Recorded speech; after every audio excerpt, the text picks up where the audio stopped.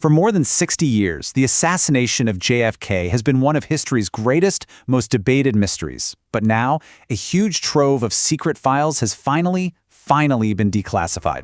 So in this explainer, we're going to dive in and see what's actually inside. And when I say huge, I mean it. The National Archives just dropped a whopping 80,000 pages of documents. This isn't just some minor update. This is a tidal wave of information that's been under lock and key for decades. And this, right here, is the billion-dollar question.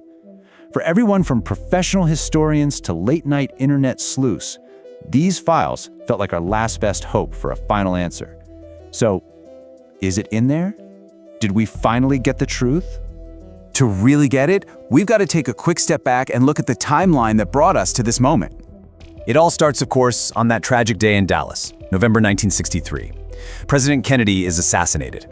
Just 2 days later, the man they say did it, Lee Harvey Oswald, is himself murdered on live TV.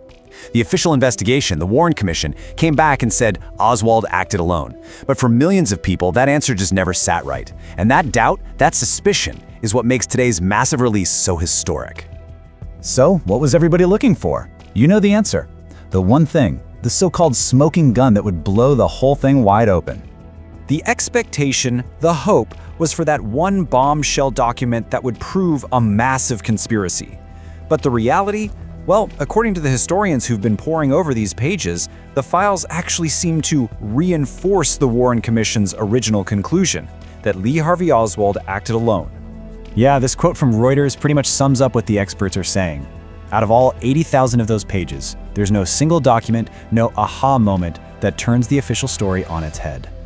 Okay, so you're probably thinking, wait a minute, if there's no conspiracy bombshell, why are we even talking about this? What's the big deal? And that is the perfect question. Because the real story in these files isn't about who killed Kennedy. It's about what the US government was secretly up to all over the world. And this is where it gets absolutely wild. These files paint an incredible, stunning new picture of the CIA's secret war at the absolute peak of the Cold War. See, a lot of these documents were technically out there before, but they were covered in black ink, heavily redacted. Now, with those redactions gone, we're getting what Harvard historian Frederick Loggeval calls enhanced clarity.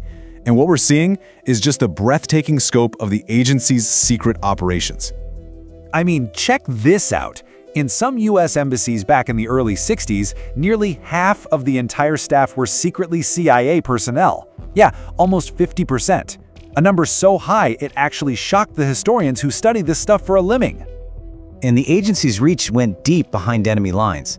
One document from 1963 shows that the CIA had 14 Cuban diplomats on its payroll.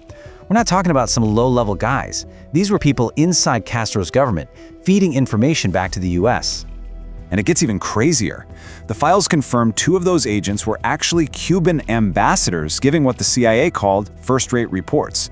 We're also seeing unredacted details about Operation Mongoose, the top-secret plan to destabilize Cuba, and hard proof of US interference in elections from Brazil all the way to Finland. I mean, when the experts, the people who live and breathe this stuff, say they were taken aback, you know it's a big deal. So no, these files might not rewrite the story of what happened in Dallas, but they are absolutely forcing us to rethink the secret history of the Cold War. It just brings up so many questions about government secrecy that are still so relevant today. But even with all this new information, the mystery of Dallas itself, it still has this incredible hold on us. So why? Why, after all this time, does this one event continue to be such a lightning rod for conspiracy theories? Well, historian Frederick Loggeval points to a really powerful psychological reason. We humans, we have a hard time accepting that a huge, world-changing event, like the murder of a president, could be caused by something small, like one lonely, disturbed individual. Our brains just want the cause to be as big as the effect. And over the decades, a few key things have just poured fuel on that fire. First, Oswald himself was killed, so there was never a trial. Second, the Warren Commission, well, it made some mistakes that made people doubt its findings.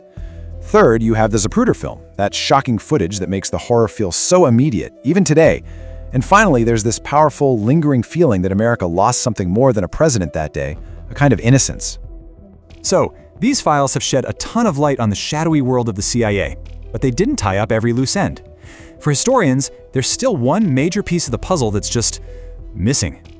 And that focus is now sharper than ever on a mysterious trip Oswald took to Mexico City in the fall of 1963, just a few weeks before the assassination. We know he went, and we know he met with foreign agents.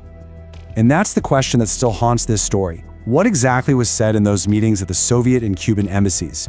Did he hint at what he was about to do? And did U.S. intelligence, which was watching him, overhear something? That conversation remains one of the last great secrets of America's most enduring tragedy.